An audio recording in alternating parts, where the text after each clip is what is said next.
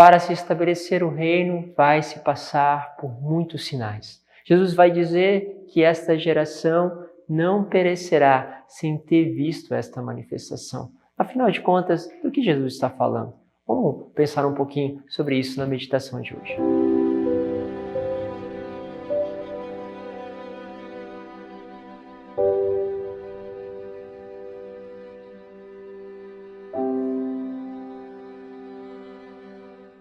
Em nome do Pai, do Filho e do Espírito Santo. Amém. Estamos fazendo um itinerário escatológico, falando da dimensão daquilo que é o fim dos tempos e pedindo a Deus a graça dele nos iluminar.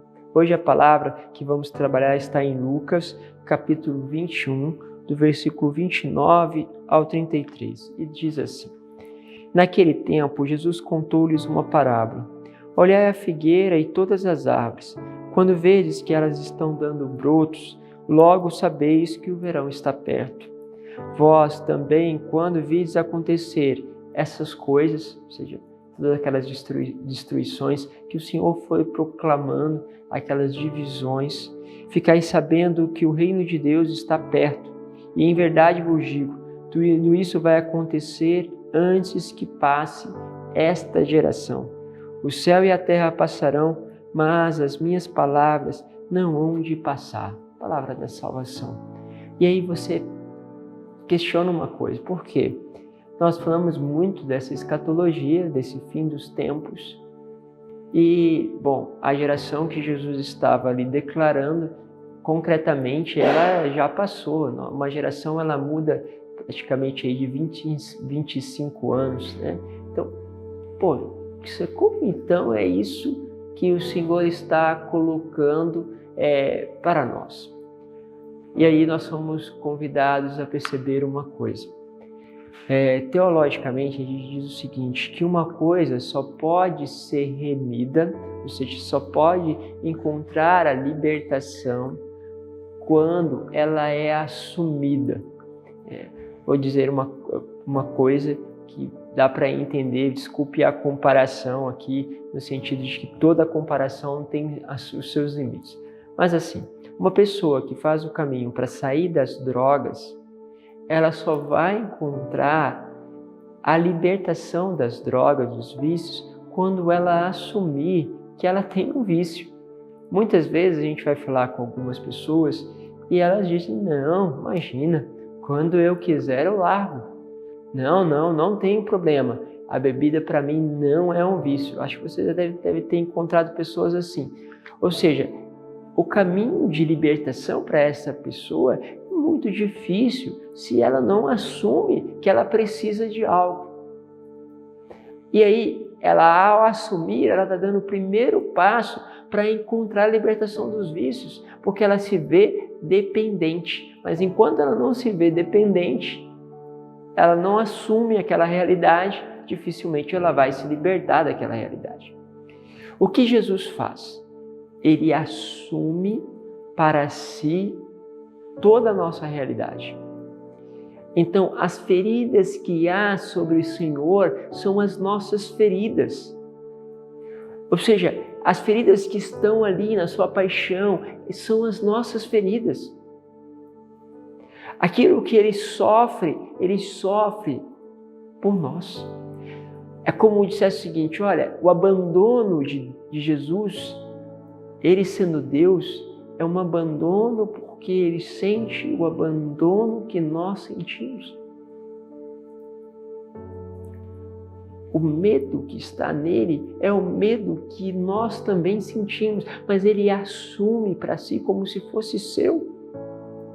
Isso é loucura, mas quantas pessoas fazem isso? Quantas pessoas você percebe que ao cuidar de alguém, ela assume com aquela pessoa as dores, os sofrimentos. É lógico que no nosso caso, a gente não pode trazer a dor para nós, mas nós podemos assumir aquela pessoa. E quando nós assumimos, retirando o peso daquela pessoa, você vai ver que aquela pessoa caminha com mais suavidade, com mais liberdade. Quando nós falamos também dos acontecimentos, daquilo que são as destruições, o Senhor também assumiu sobre ele foi totalmente destruído. Você olha para aquele homem, como diz Isaías, e você tem vontade de virar os olhos, você tem vontade de colocar de lado a cabeça, porque olha para ele e vê a destruição, vê a maldade, ver aquilo que os homens praticaram contra aquele homem. Entende? Quando eu olho para o mundo e vejo a destruição, seja ela por domínio natural, seja ela por causa das guerras, e muitas dessas coisas naturais, consequência das nossas dificuldades de sermos uma pessoa, de ser uma população, de ser pessoas que se voltem para o cuidado daquilo que é a natureza.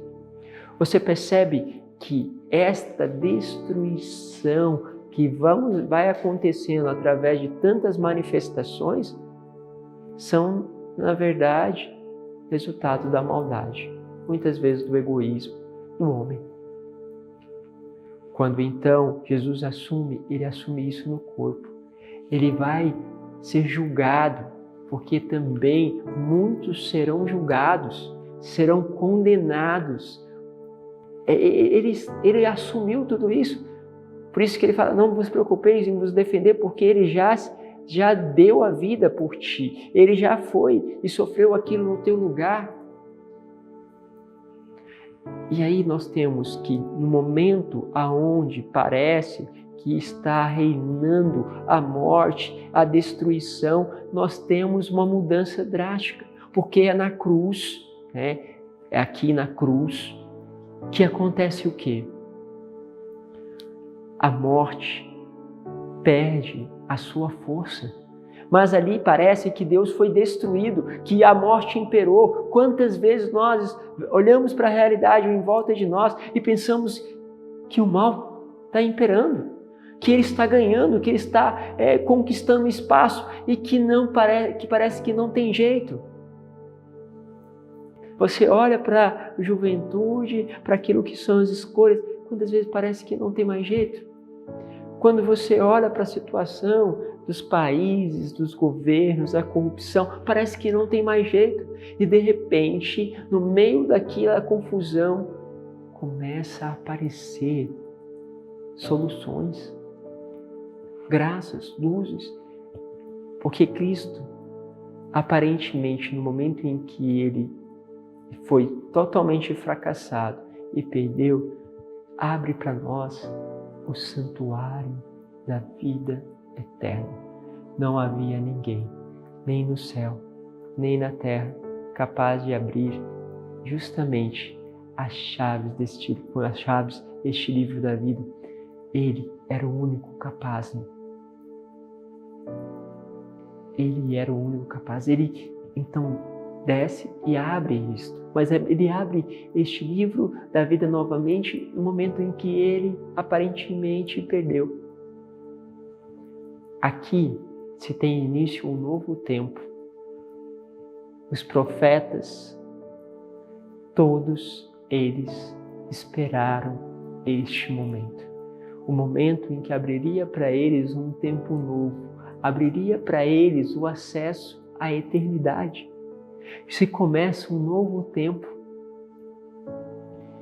então ele já faz isso, e a geração da qual ele está ali, ele está comunicando, esta geração viu o acontecimento que abriu as portas do paraíso novamente e fez com que agora o reino dos céus pudesse ser acessado não pelos nossos méritos, mas pelos méritos dele, que assumiu o meu pecado e a minha indignidade e me tornou digno de entrar no céu. Houve então uma grande mudança e nós esperamos que esta mudança ainda aconteça de uma forma ainda profunda, no sentido de que a humanidade está se deteriorando e ela precisa agora não abrir as portas do céu, porque isso já está aberto, mas ela precisa entrar para este caminho de salvação. Pedimos a Deus a graça que isso aconteça dentro de nós, nas nossas famílias, na nossa cidade, no nosso país e que se espalhe por todo o mundo esta graça.